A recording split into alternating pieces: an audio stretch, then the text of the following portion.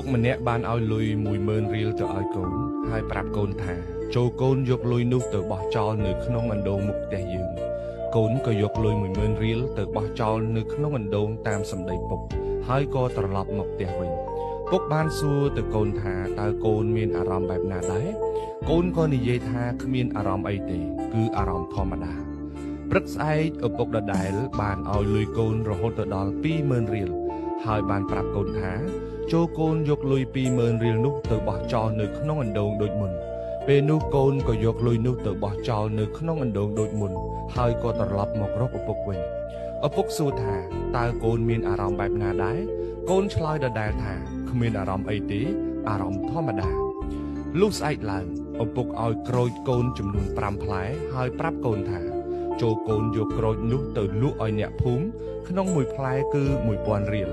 ពេលកូនលក់បានប្រាក់ត្រូវយកប្រាក់នោះមកជួបឪពុកនៅផ្ទះរបស់យើងពុកមានរង្វាន់ពិសេសជូនកូន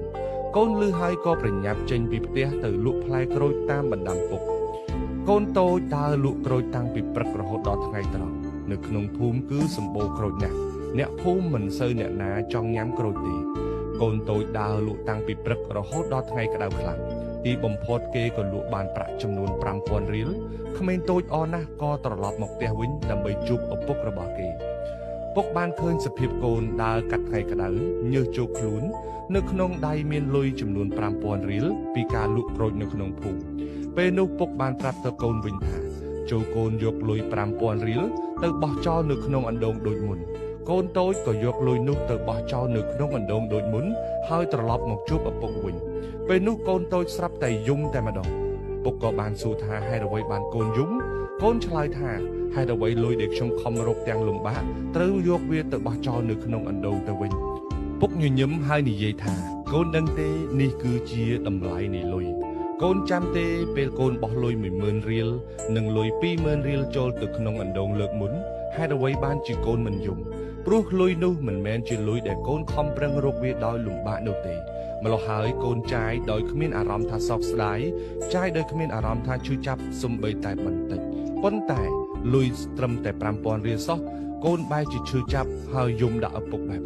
នេះហើយជាតម្លៃនៃលុយនិងការខិតខំប្រឹងប្រែងរកលុយនៅក្នុងសង្គមរបស់យើងឪពុកបានប្រដៅកូនថាកូនដឹងទេមនុស្សដែលយល់ពីតម្លៃនៃការលំបាកទើបយល់ពីតម្លៃនៃលុយដែលខ្លួនឯងខំរកបាន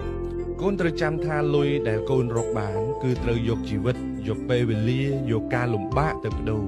ពេលកូនចាយសូមគិតដល់គ្រាដែលកូនរកផងកូនត្រូវចាំថាទ្រព្យគេទ្រព្យយើងសុទ្ធតែមានតម្លៃកូនគុំបំពេញទ្រព្យអ្នកដទៃដើម្បីសោយសុខមនុស្សបែបនេះរស់នៅគ្មានគុណធម៌ទេ